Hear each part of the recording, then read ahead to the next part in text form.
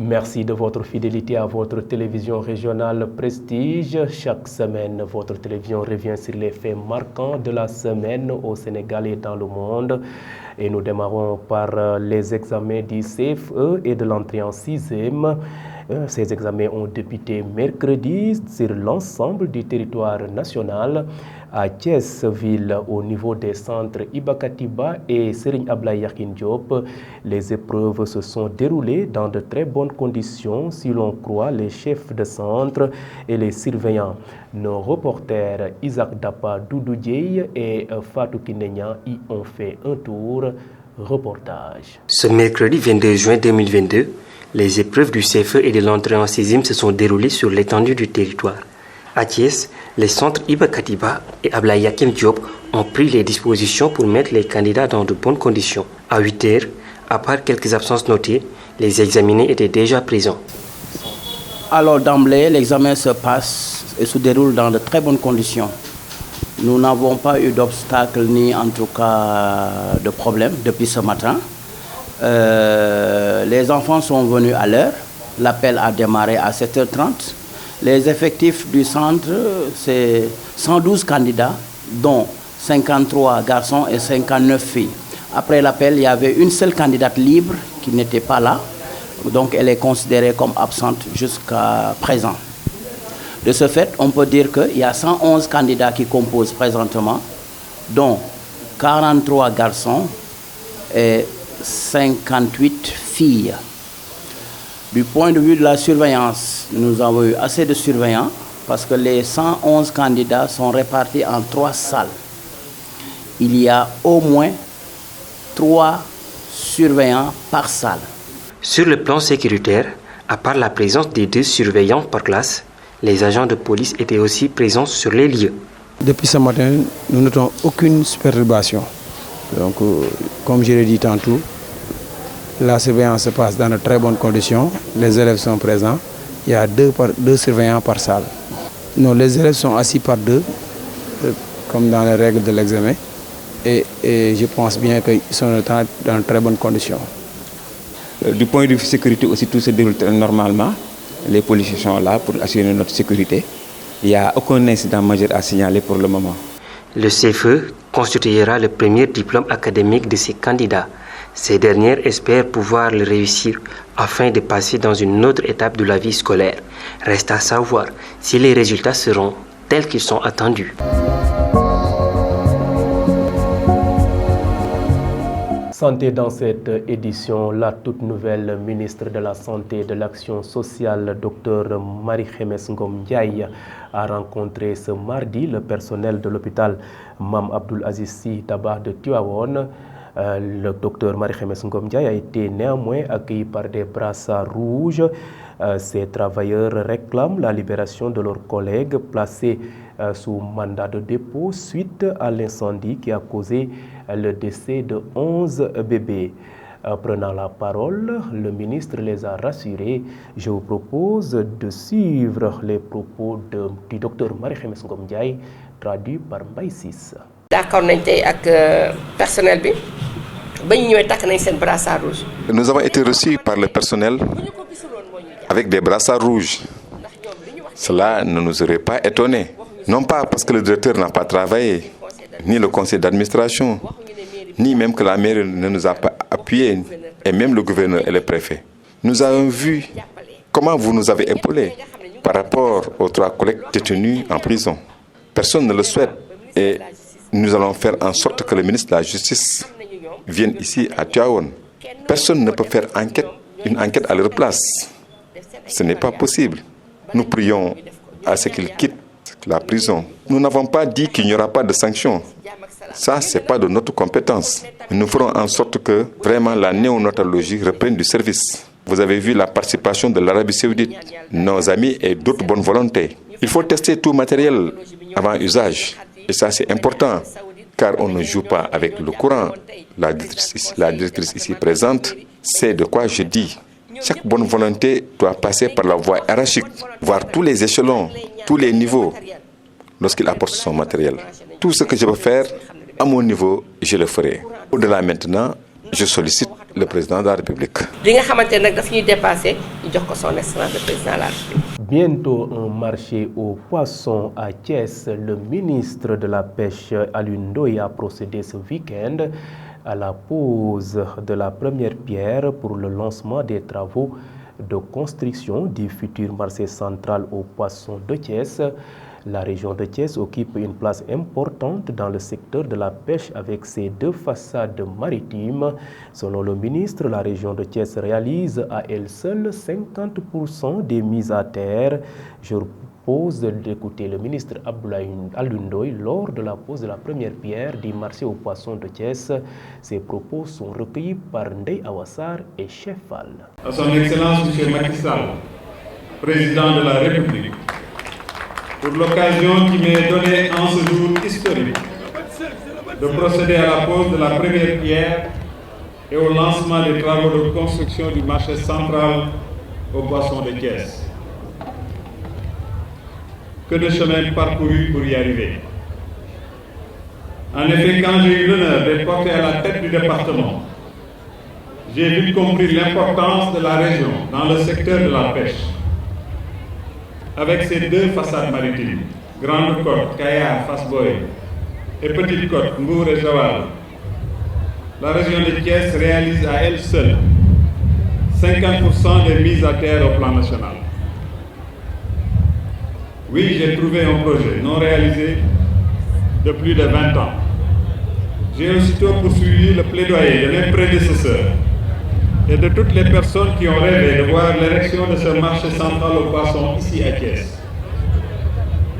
L'aboutissement de ce projet aujourd'hui ne saurait cacher la longue marche des personnes qui se sont investies depuis plusieurs décennies. En effet, après une première conception sous forme de marché général, les partenaires au développement qui se sont succédés à sa formulation ont buté sur 2 écueils principaux. Il s'agit notamment de la mobilisation du financement et de la disponibilité du foncier. Ainsi, tour à tour, plusieurs sites ont été ciblés avant d'être réaffectés à d'autres usages. Également, les ressources financières ont été un point dur durant toutes ces années.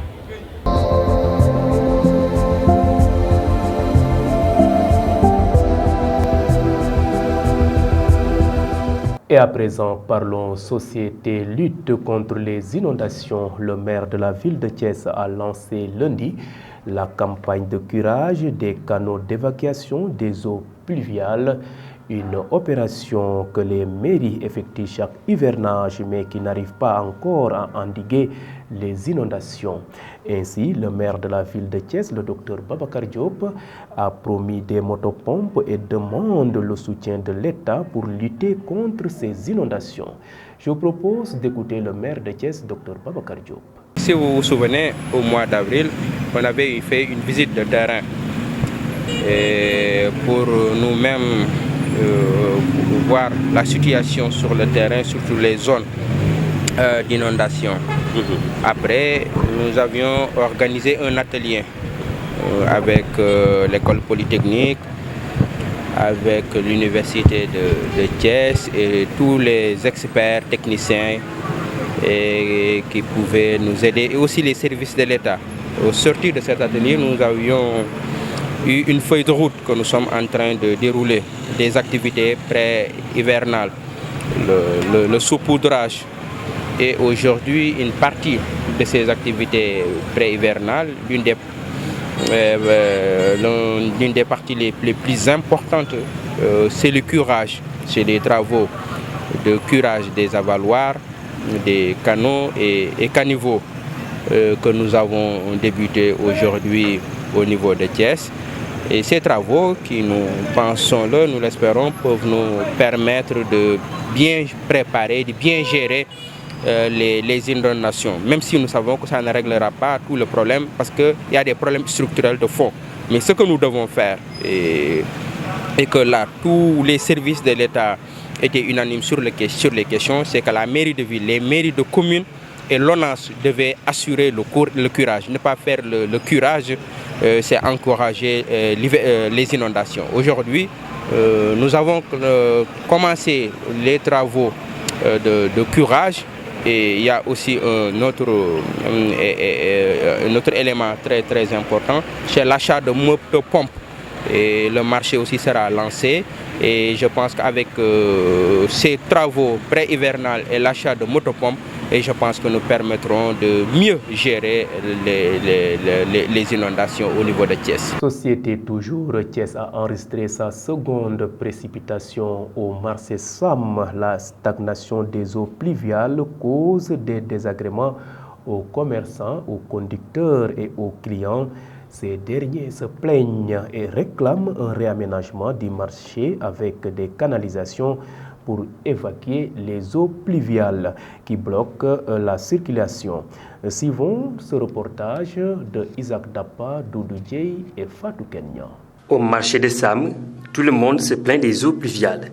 Les conducteurs, les vendeurs, tout comme les clients. Le seul cri de cœur qui monte, c'est la mauvaise gestion du marché et des eaux pluviales. Il faut que nous ayons des chemins. Moi, j'ai ma place à l'intérieur du marché, mais il est inaccessible. Les clients ont besoin de mes marchandises, mais toutefois, ce qu'ils me disent, c'est que ta place est inaccessible. Et ils ont raison, parce que aussi la personne qui sort de chez elle, ce qu'il peut espérer de mieux, c'est venir tranquillement au marché, acheter ce dont il a besoin et pouvoir rentrer sans problème.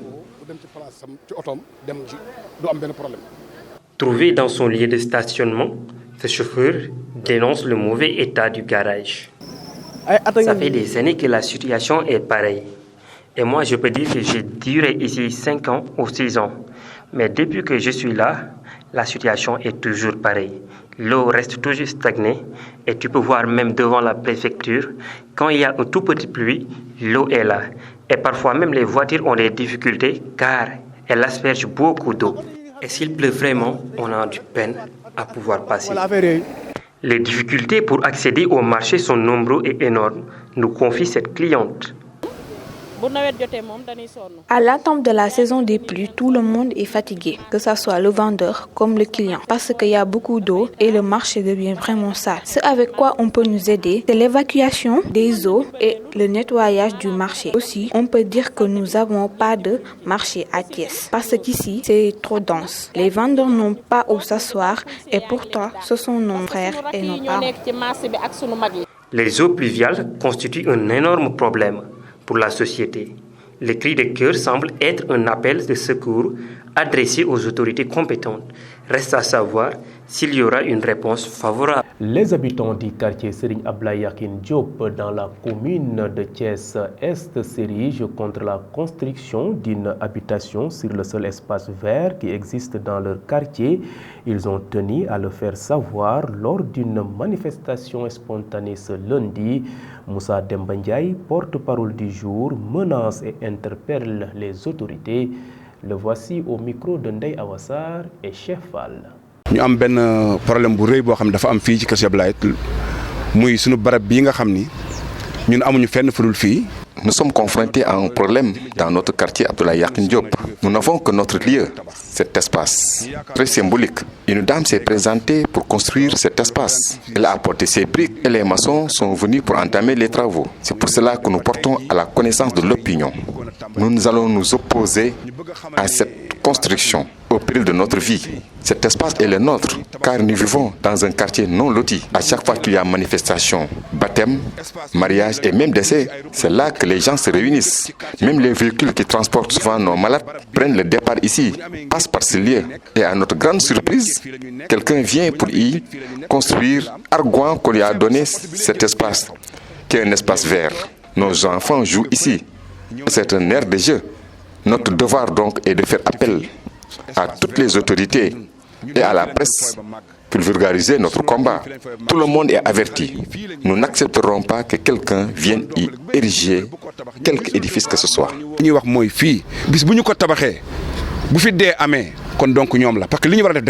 Des cheminots retraités affiliés à l'Association nationale des retraités civils et militaires section Thiès ont organisé mardi un point de presse pour réclamer la revalorisation de leur pension de retraite. Ainsi, il fustige le manque de considération de l'État du Sénégal. Je vous propose de suivre leurs propos recueillis par Isaac Dapa et Doudou Dieye.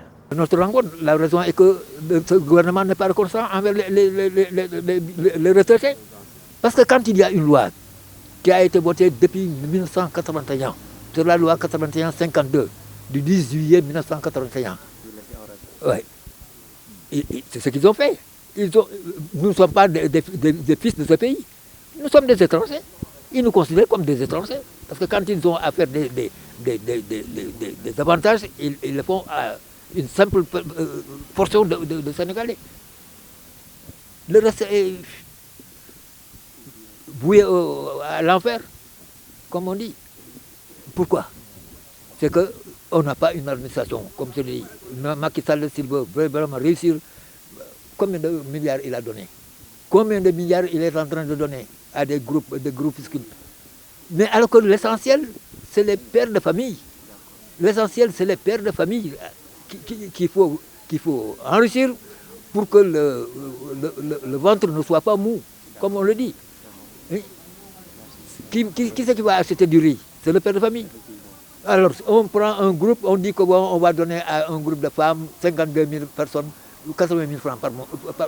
80 000 francs pour un mois, 2 mois. Mais c'est foutu. Les aviculteurs du Sénégal dénoncent la pénurie et la hausse du prix de l'aliment de volaille.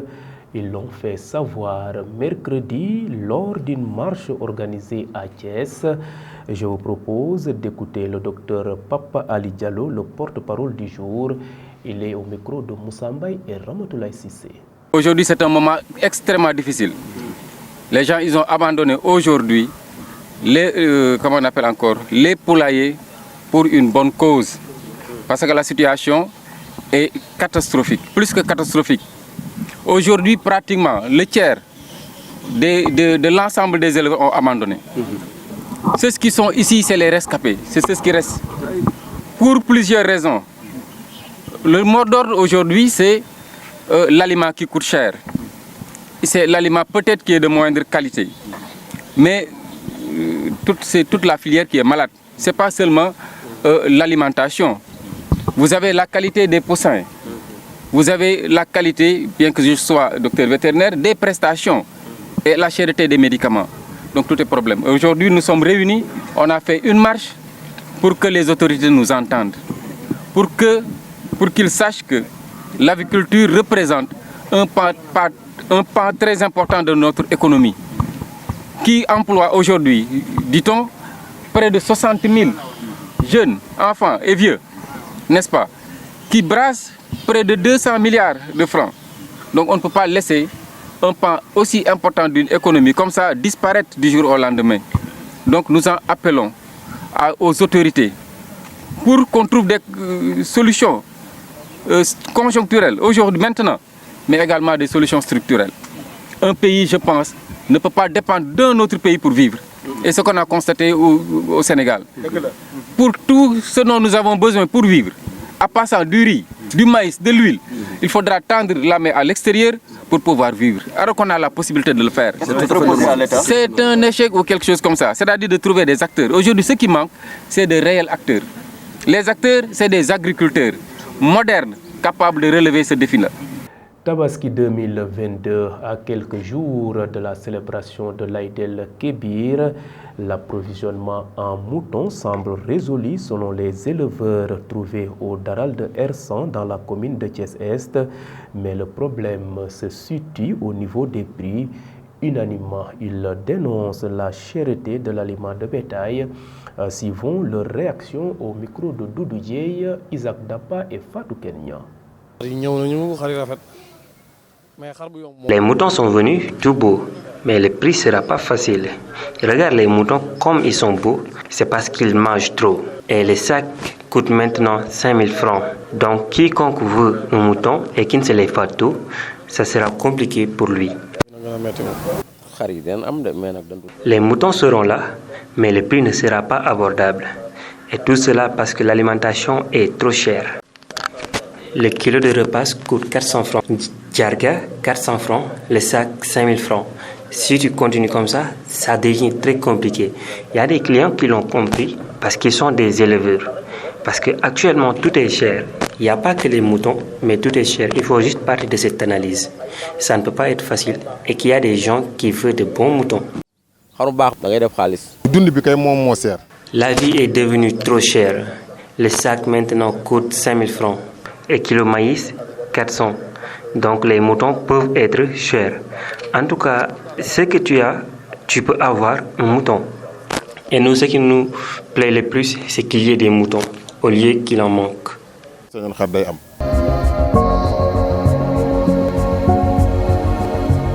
Et à présent, parlons politique. Œil pour œil, dent pour dent, c'est la République qui compte désormais apporter l'administrateur de PASTEF, par ailleurs maire de la commune de Thiès-Nord. Birame Souleye Diop l'a fait savoir lors d'un point de presse tenu lundi à Thiès. Le ministre Yankoba Diattara, la cible visée, est accusé d'injure à l'endroit de leur leader Ousmane Sonko. Désormais, toute injure sera restituée. Birame Souleye Diop, que je vous propose de suivre.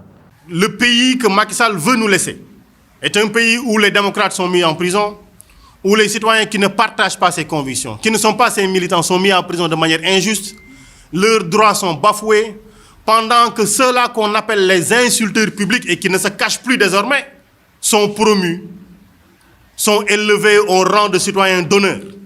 Et je voudrais ici particulièrement citer Yankoba Diattara, que nous connaissons très bien et qui pense nous connaître lui aussi. C'est vrai, nous habitons Thiès. C'est vrai, nous sommes nés ici. C'est vrai que nous nous connaissons très bien. Mais il pense qu'il peut circoncire les gens. Je dis bien, lui, il a parlé au micro. Il a parlé devant tous les citoyens. Et malgré le rang indu qu'on lui a conféré, il n'a pas été en mesure de s'élever au-delà de la politesse reconnue aux citoyens thiessois. Il s'est mis pendant des jours, et il le répète aujourd'hui. Et chaque fois qu'on lui tend le micro, c'est des injures, c'est des insultes contre Ousmane Sonko. J'appelle tous nos militants, jeunes, femmes, et tous les citoyens éduqués dans la politesse, éduqués dans la vertu, à aujourd'hui rendre coup pour coup, œil pour œil, dent pour dent. Chaque fois qu'il nous insultera désormais, qu'il insultera Ousmane Sonko de père, de mère, qu'il voudra le circoncire, chaque fois qu'il le fera pour Birame Souleye ou ses parents, chaque fois que quelqu'un se lèvera pour nous insulter, je nous appelle tous à reprendre ces mots-là, à restituer les insultes. Parce que ça fait des mois et des mois qu'on nous injurie, mais vous n'avez jamais entendu qu'on ait répondu.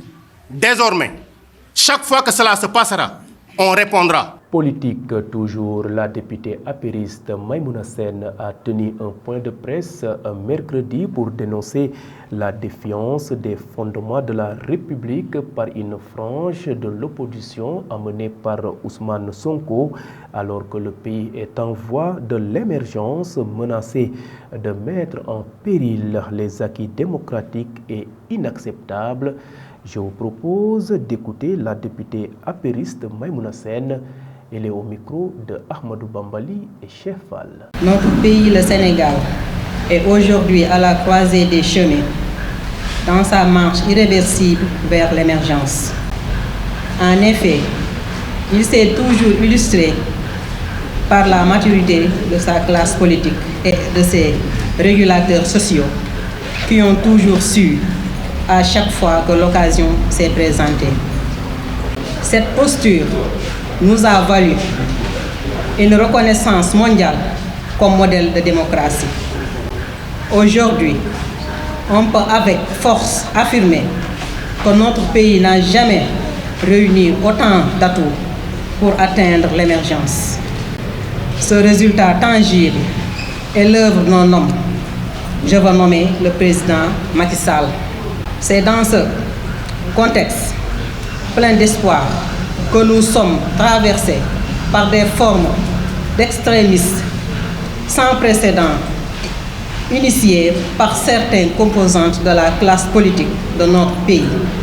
Dans l'histoire démocratique du Sénégal, il est tout à fait inédit qu'un leader de parti légal constitué et connu, Ousmane Sonko pour ne pas le nommer, et ses acolytes se permettent d'afficher ouvertement leur option de mettre en cause les fondements de la République pour une attitude assumée et défiant systématiquement à l'égard des institutions de notre République. Dans cette logique, le pseudo-leader ne rate aucune occasion pour tenter d'installer le chaos dans notre pays, invitant même ses partisans à s'attaquer à tous ceux qui ont le courage de ne pas penser comme eux.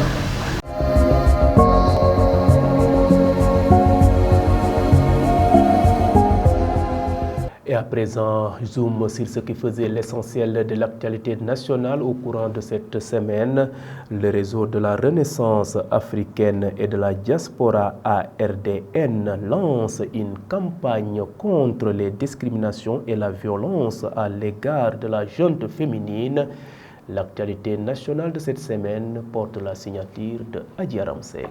Démarrons l'actualité nationale en parlant de santé. Le Conseil national de lutte contre le sida, CNLS, a lancé une campagne de communication et de mobilisation de ressources dénommée « Prenons un enfant par la main » en vue de favoriser la prise en charge des enfants vivant avec le VIH. L'idée est de se projeter vers un avenir meilleur où aucun enfant n'aura plus le sida dans notre pays et où aucun enfant ne naîtra avec le VIH, a-t-elle dit. Pour la mobilisation des ressources, elle dit compter sur la générosité des concitoyens et la clairvoyance des dirigeants du pays qui ne peuvent rester insensibles devant une telle situation. Parlons à présent du réseau de la Renaissance africaine et de la diaspora ARDN. De concert avec le Fonds des Nations Unies pour la population, annonce lancer lundi prochain à Dakar une campagne de mobilisation pour amener la société à donner un carton rouge à toutes les formes de discrimination et de violence à l'égard des femmes et des filles. Elle se déroulera sous la forme d'un panel placé sous la présidence du ministère sénégalais de la femme, de la famille, du genre et de la protection de l'enfant en collaboration avec les ministères sectoriels concernés et les agences du système des Nations Unies au Sénégal. Le directeur de l'état civil, Aliou Ousmane Sall, a présidé ce matin à Kaolack la cérémonie de remise des motos aux collectivités territoriales des régions de Kaolack, Fatick et Kaffrine. En effet, cet appui entre dans le cadre du programme de modernisation de l'état civil de l'État du Sénégal. Selon Aliou Ousmane Sall, 3000 agents officiers et archivistes seront formés au niveau national pour avoir un personnel de qualité. Le programme prend en compte la construction d'état civil, l'équipement, l'archivage, la digitalisation et la mise à disposition de moyens de locomotion. Au total, 34 communes pilotes sont bénéficiaires, mais à terme, 200 motos seront distribuées. C'était tout pour l'actualité. Et sur l'international, Emmanuel Macron a appelé mercredi 22 juin lors d'une allocution télévisée les partis politiques français à bâtir des compromis nouveaux. L'actualité internationale de cette semaine, c'est avec Ramatoulaye Cissé. Au Mali, selon la Constitution, le colonel Assimi Goïta dispose de 2 semaines pour promulguer le texte, un délai qui peut être ramené à 8 jours en cas d'urgence, selon une publication du constitutionnaliste malien Brahima Fomba. Cette nouvelle loi électorale est capitale pour le Mali et pour les autorités de transition qui attendent démontrer avec ce texte leur volonté d'avancer vers un retour à l'ordre constitutionnel et ainsi convaincre la CEDEAO de lever, lors du sommet du 3 juillet prochain, les sanctions économiques qui frappent le Mali depuis le début du mois de janvier. En République démocratique du Congo, plus de 61 ans après son assassinat, le cercueil de Patrice Lumumba a été ramené mercredi 22 juin sur la terre de ses ancêtres, 2 jours après la restitution par la Belgique à la République démocratique du Congo d'une dent. Seul reste de la dépouille du héros de l'indépendance, Monsieur le Premier ministre, la police nationale et les forces armées de RD Congo sont rangés pour vous rendre les hommages à l'occasion de votre retour au village natal, a solennellement déclaré un policier au garde à vous devant le cercueil à son arrivée à l'aérodrome de Tchumba. En France, Emmanuel Macron a appelé mercredi 22 juin, lors d'une allocution télévisée, les partis politiques français à dire jusqu'où ils sont prêts à aller pour bâtir les compromis nouveaux, tout en excluant l'option d'un gouvernement d'union nationale. Il faudra bâtir des compromis, des enrichissements, des amendements, mais le faire en toute transparence à ciel ouvert dans une volonté d'union et d'action pour la nation qui concerne toutes les forces politiques, a dit le chef de l'État, qui s'exprimait pour la première fois depuis le second tour des élections législatives qui a privé le camp présidentiel d'une majorité absolue à l'Assemblée nationale. Mesdames et messieurs, c'en est tout pour l'actualité internationale.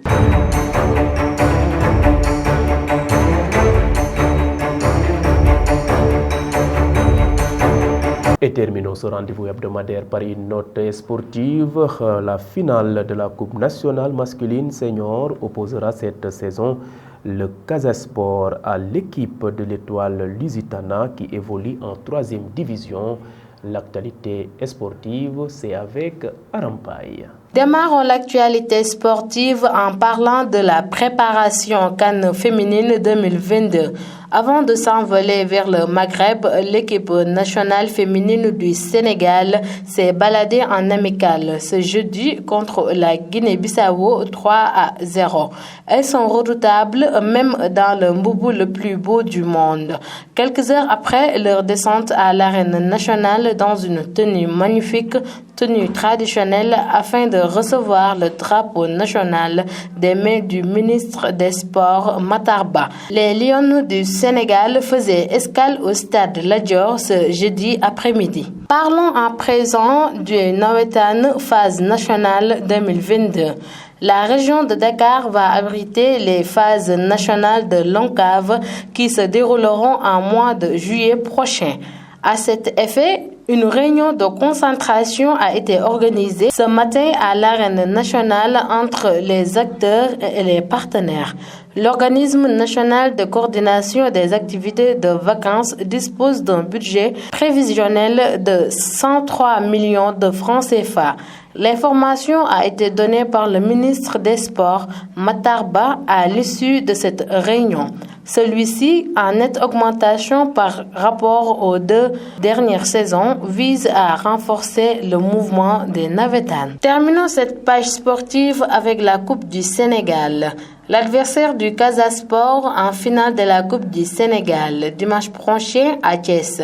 L'Étoile Lusitana rêve grand face au tenant du titre. Le manager du club national a soutenu que l'équipe ira jusqu'au bout pour remporter la première Coupe nationale de son histoire. Le travail a commencé en 2017 quand on a repris le club avec un objectif précis centré sur la formation qu'on a toujours intégrée, que ce soit sur notre équipe junior et senior. C'était tout pour l'actualité sportive. Et voilà, c'en est tout. C'était le rendez-vous hebdomadaire sur votre télévision régionale. Chaque semaine, Prestige TV revient sur les faits marquants de l'actualité au Sénégal et dans le monde. Et vous étiez très nombreux à nous suivre à l'étranger via le réseau IPTV. D'autres optent pour nos différentes plateformes, à savoir le site d'information www.prestiges.com, les pages YouTube de Prestige et Facebook Live. En tout cas, votre fidélité fait notre fierté. Merci et à la semaine prochaine.